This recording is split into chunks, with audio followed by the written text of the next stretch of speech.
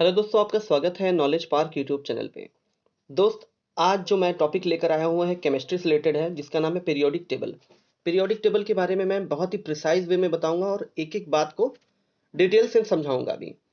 और इसके लास्ट में हम क्या करेंगे, कुछ क्वेश्चन करेंगे इसी के आधारित, जिससे आपको ये पता चल जाएगा कि आपने कितनी अच्छी तैयारी कर ली इस वीडियो को देख करके। पहले हम जानेंगे कि पीरियोडिक टेबल का सिद्धांत आया कहाँ से, क्या क्या चेंज हुए, कौन कौन वैज्ञानिक इसमें अपना थ्योरी दिए, फिर कैसे मॉडर्न पीरियोडिक टेबल बना। तो वीडियो में लास्ट तक बने रहिएगा। तो चलिए शुरू करते हैं। पहला जो सिद्धांत दिया था वो दिया था डॉवर-नियन ने, ठीक है, जिसे हम बोलते हैं डॉवर-नियन ट्रायड का नियम। ठीक है, इन्होंने क्या किया, तीन तीन एलिमेंट को एक एक ग्रुप में बांट दिया और तीनों को उनके परमाणु भार के बढ़ते हुए क्रम में रखा। देखिए यहाँ पर लिथियम, सोडियम, पोटेशियम। इन्होंने क्या किया, इनका कहना यह था कि जो किनारे के दो एलिमेंट हैं उनका सम, जैसे 7 प्लस 39 डिवाइडेड बाई 2, ये कितना आएगा हमारा 23। ठीक है, किनारे के दो के एवरेज के बराबर बीच वाले का परमाणु भार आता था। और इनका जो नियम फेल हो गया, ये सभी तत्वों के लिए जमा नहीं हो पाया, इसलिए नियम फेल हो गया। उसके बाद आया न्यूलैंड। ठीक है, न्यूलैंड ने अपना सिद्धांत दिया जिसको जानते हैं हम न्यूलैंड ऑक्टेव थ्योरी के नाम से। न्यूलैंड के समय 56 एलिमेंट नोन थे। कितने एलिमेंट थे? 56। और न्यूलैंड में जो पहला एलिमेंट था वो था हाइड्रोजन और लास्ट वाला कौन सा था? थोरियम। इनके समय में बस 56 एलिमेंट ही नोन थे उस समय। और इनका ये मानना था कि पूरी दुनिया में, मतलब पूरे यूनिवर्स में बस 58 ही एलिमेंट होते हैं। और इनका ये मानना था कि पहला एलिमेंट अपने 8वें एलिमेंट से मैच करता है। इसका गुणधर्म क्या होता है? इक्वल। जैसे यहाँ पर देखिए, लिथियम एक मेटल है और सोडियम भी एक मेटल है, मतलब पहला 8वें से मैच करता हुआ गुणधर्म होगा। बट न्यूलैंड क्या हुआ, इनका नियम फेल हो गया। और इनका नियम क्या था? इनका नियम बस कैल्शियम तक ही लागू हुआ। ठीक है, उसके बाद आया मेंडलीव। ठीक है, मेंडलीव की आवर्त सारणी जो थी वो उनकी क्या थी? परमाणु द्रव्यमान के हिसाब से इन्होंने अरेंज किया था। और इनका जो पीरियोडिक टेबल था उसमें क्या क्या थे? ग्रुप था। जो वर्टिकल एलिमेंट थे हमें उसे क्या बोलते थे? ग्रुप। और जो हॉरिजॉन्टल थी उसे क्या बोलते थे? पीरियड। मेंडलीव के आवर्त सारणी में 9 वर्ग थे और 7 आवर्त थे। कितने थे?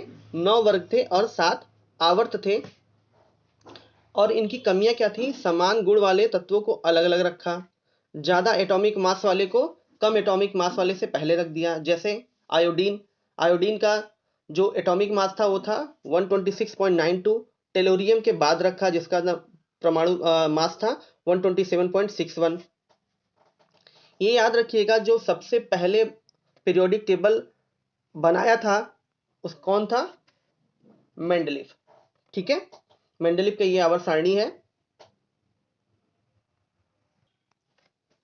उसके बाद आया मॉडर्न पीरियोडिक टेबल। 1913 में हेनरी मोजले ने एलिमेंट के नए गुण एटॉमिक नंबर की खोज की और तत्वों को उनके परमाणु भार के बजाय परमाणु क्रमांक के अनुसार वर्गीकृत किया। ठीक है, इनके पीरियोडिक टेबल में क्या खास थी? इन्होंने तत्वों का जो अरेंजमेंट किया था वो किस हिसाब से किया था? परमाणु क्रमांक की वजह से। ठीक है, परमाणु क्रमांक के आधार पर किया था। जैसे लिथियम, बेरिलियम, बोरान, कार्बन। ठीक है, इस हिसाब से इन्होंने अरेंज किया था। अब देखिए, द्रव्यमान संख्या क्या होती है? अगर कोई भी एलिमेंट लिखा हुआ जैसे लिथियम है, ऊपर जो लिखा होगा वो क्या होगा? एटॉमिक नंबर होगा। और नीचे जो लिखा होगा वो क्या होगा? एटॉमिक मास होगा। और इनका कहना था एटॉमिक मास जो होता है वो 2 इंटू एटॉमिक नंबर के बराबर होता है, अप्रोक्सीमेट बराबर होता है। उसके बाद देखिए, पीरियोडिक टेबल, ये मॉडर्न पीरियोडिक टेबल है। पहले आपसे पूछेगा पहले आवर्त में कितने एलिमेंट है, तो कितने एलिमेंट है यहाँ पर? 2 एलिमेंट होते हैं। कितने? 2, हाइड्रोजन और हीलियम। दूसरे आवर्त में कितने हैं? 8। तीसरे आवर्त में 8। चौथे आवर्त में 18। पांचवें आवर्त में 18। छठवें आवर्त में 32 और सातवें आवर्त में शेष तत्वों को रखा गया। आपसे पूछा जाए कि सबसे बड़ा आवर्त कौन सा है, तो हमारा कौन सा है? 6 आवर्त है, जिसमें 32 एलिमेंट्स को अरेंज किया गया है। आपको पूरा पीरियोडिक टेबल नहीं पढ़ना, बट कुछ चीज़ें आपको ध्यान रखनी है, जैसे 5 ग्रुप को आपको बिल्कुल मेन चीज़ें दिमाग में रखनी है उसको। जैसे ग्रुप 1, ग्रुप 1 क्या होती है? क्षारीय धातुएं होती हैं। क्या होती हैं? क्षारीय धातुएं होती हैं। और ग्रुप 2 में क्या होती हैं? क्षारीय मृदा धातुएं होती हैं, अल्कलाइन अर्थ मेटल होते हैं।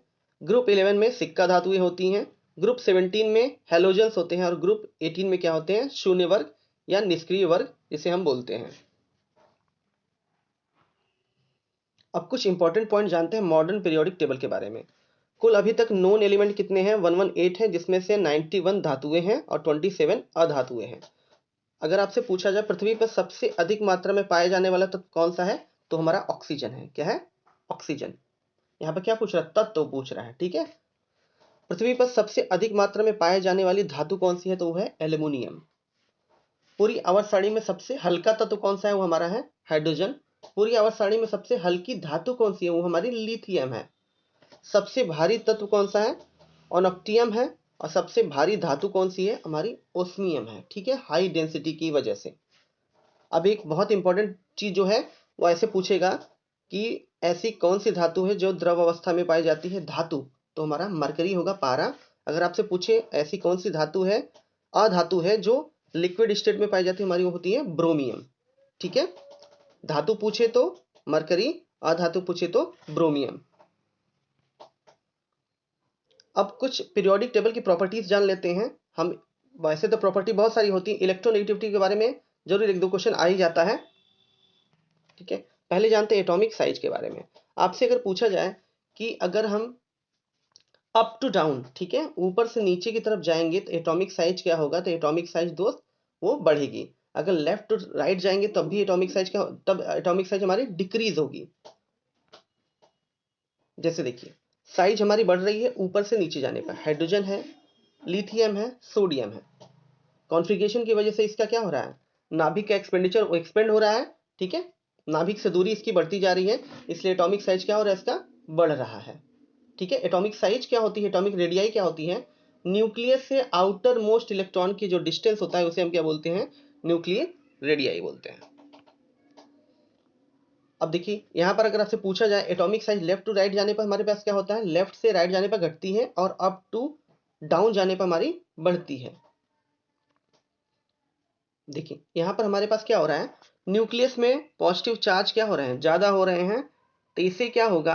अब देखिए, जब ये हमारा कोई सेल है, उसके अंदर पॉजिटिव चार्ज है। जब पॉजिटिव चार्ज जब इंक्रीज होगा तो इसका टेंडेंसी क्या होगा? इलेक्ट्रॉन को अट्रैक्ट करने का है। इसलिए एटॉमिक रेडियाई हमारी क्या हो जाएगी? डिक्रीज हो जाएगी। और आपको पता है कि हम जब लेफ्ट से राइट जाते हैं तो क्या होगा? हमारे पास एटॉमिक रेडियाई डिक्रीज होने लगती है। नेक्स्ट टॉपिक हमारा जो है पीरियोडिक टेबल का, वो हमारा है इलेक्ट्रोनेगेटिविटी, विद्युत ऋणात्मकता। तो बस आपको इतना याद रखना है कि हम लेफ्ट से राइट की तरफ जाते हैं। ठीक है, लेफ्ट से जब राइट की तरफ जाएंगे तो हमारा इलेक्ट्रोनेगेटिविटी क्या होगी? बढ़ेगी। और ऊपर से नीचे की तरफ जाएंगे तो हमारे पास इलेक्ट्रोनेगेटिविटी हमारी घटेगी। इलेक्ट्रोनेगेटिविटी होती क्या है? इलेक्ट्रोनेगेटिविटी का मतलब ये होता है किसी भी इलेक्ट्रॉन को अपनी तरफ अट्रैक्ट करने की टेंडेंसी। ठीक है, किसी भी इलेक्ट्रॉन को अपनी तरफ अट्रैक्ट करने की टेंडेंसी क्या होती है? इलेक्ट्रोनेगेटिविटी कहलाती है। अब जैसे हमारे पास अगर पूछ ले बिल्कुल डायरेक्ट, अगर हमारे पास डिफिनीशन पूछ लिया जाए, मेंडलीफ आवर्त नियम, आपको ये स्टेटमेंट लिख देगा और पूछेगा, बताएगा कि इसमें से कौन सा मेंडलीव का आवर्त नियम है। तो मेंडलीव का आवर्त नियम क्या कहलाता है? मेंडलीव का आवर्त नियम कहता है कि तत्वों का रासायनिक और भौतिक गुणधर्म उनके द्रव्यमान के आवर्ती के फलन होते। किसके? द्रव्यमान, परमाणु द्रव्यमान के। और आधुनिक जो आवर्त सारणी होती क्या होती है? परमाणु संख्या के। ठीक है, डिफरेंस क्या है? दोनों स्टेटमेंट बिल्कुल इक्वल रहेंगे, बस हमारे पास चेंज क्या रहेगा? परमाणु द्रव्यमान होगा मेंडलीफ में, और आधुनिक में हमारा क्या होगा? परमाणु संख्याएं होंगी। ठीक है, अब हमने एक टॉपिक तो पढ़ लिया, अब क्वेश्चन यहाँ पे करते हैं। अगर आपसे पूछा जाए तत्वों का सबसे पहले वर्गीकरण किसने किया, तो किसने किया? डॉवर्नियर ने। ठीक है, किसने किया? डॉवर्नियर ने। पहला हमारा क्वेश्चन है तत्वों का सबसे पहले वर्गीकरण किसने किया, तो फ्रेंड ये किया था डॉवर्नियर ने। किसने किया था? डॉवर्नियर ने। सेकेंड क्वेश्चन है तत्वों के वर्गीकरण से संबंधित त्रिक का नियम किसने दिया था, तो त्रिक का नियम किसने दिया था? ये भी किसने दिया था? डॉवर्नियर ने दिया था। नेक्स्ट हमारा है तत्वों के वर्गीकरण से संबंधित अष्टक नियम प्रतिपादक किसने किया था, तो फ्रेंड अष्टक नियम का किसने किया था? न्यूलैंड ने। ऑप्शन नंबर सी हमारा करेक्ट होगा। नेक्स्ट हमारा किस वैज्ञानिक ने सर्वप्रथम आवर्त सारणी का निर्माण किया था? तो फ्रेंड सर्वप्रथम अगर आपसे पूछा जाए आवर्त सारणी का निर्माण किसने किया था, तो वो किया था मेंडलीफ ने। ऑप्शन नंबर बी हमारा करेक्ट होगा। नेक्स्ट हमारा है आधुनिक आवर्त सारणी का प्रतिपादन किसने किया? मॉडर्न पीरियोडिक टेबल का जो फॉर्मेशन किया था किसने किया था? वो किया था मोजले ने। ऑप्शन नंबर डी हमारा करेक्ट होगा। नेक्स्ट हमारा मेंडलीफ की आवर्त सारणी में तत्वों का वर्गीकरण का आधार क्या है? तो फ्रेंड उनका जो वर्गीकरण का आधार था वो हमारा परमाणु द्रव्यमान था, और जो मॉडर्न का था वो क्या था? परमाणु संख्या। नेक्स्ट हमारा है आधुनिक आवर्त सारणी में वर्गों की कुल संख्या कितनी है? तो फ्रेंड आधुनिक जो हमारी आवर्त सारणी है उसमें वर्गों की संख्या कितनी है? 18 है। नेक्स्ट हमारा है आधुनिक आवर्त सारणी में आवर्तों के पीरियड की संख्या कितनी है? तो पीरियड कितने हैं? 7 होते हैं। ठीक है, ग्रुप पूछे तो 18 और पीरियड पूछे तो 7। आधुनिक आवर्त सारणी में तत्वों को व्यवस्थित किया गया है। तो फ्रेंड किस तत्वों में जो आवर्त सारणी हमारी है मॉडर्न पीरियोडिक टेबल है उसमें तत्वों को उनके परमाणु संख्या के आधार पर वर्गीकृत किया गया है असेंडिंग ऑर्डर में। नेक्स्ट हमारा है किस तत्व के किस वर्ग के तत्वों को हम सिक्का धातु बोलते हैं? तो फ्रेंड 11th वर्ग जो हमारा है उसको हम क्या बोलते हैं? सिक्का धातुएं बोलते हैं। नेक्स्ट हमारा है शून्य वर्ग में रखे गए तत्व किस नाम से जाने जाते हैं? तो शून्य वर्ग को हम किस नाम से जानते हैं? निष्क्रिय। हमारे पास शून्य वर्ग में कौन से होते हैं? निष्क्रिय तत्व होते हैं। ऑप्शन नंबर डी हमारा करेक्ट होगा। सबसे भारी धातु कौन सी है? तो फ्रेंड सबसे भारी धातु जो है हमारी ओस्मियम है। नेक्स्ट हमारा है सबसे हल्की धातु कौन सी है? तो फ्रेंड सबसे हल्की धातु जो है हमारी लिथियम होती है। लिथियम सबसे हल्की धातु है। सबसे हल्का तत्व अगर आपसे पूछा जाए तो सबसे हल्का तत्व हमारा हाइड्रोजन होता है। निम्न में से सर्वाधिक इलेक्ट्रोनेगेटिव कौन सा है? सबसे ज्यादा विद्युत ऋणात्मक इसमें से कौन सा है? तो हमारा फ्लोरीन होता है। ठीक है, ऑप्शन नंबर डी करेक्ट होगा। एफ, इसका सिंबल क्या होता है? एफ, सॉरी डी नहीं, बी होगा फ्लोरीन।